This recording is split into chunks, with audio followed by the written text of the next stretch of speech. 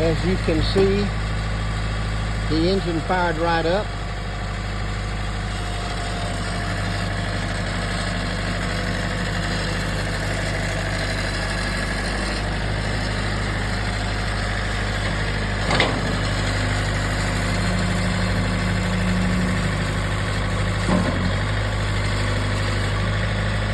It does not appear to have any oil leaks. The bottom of the tractor seems to be dry.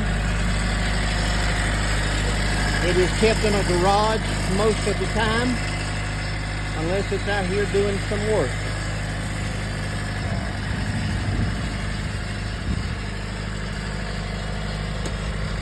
High range, low range,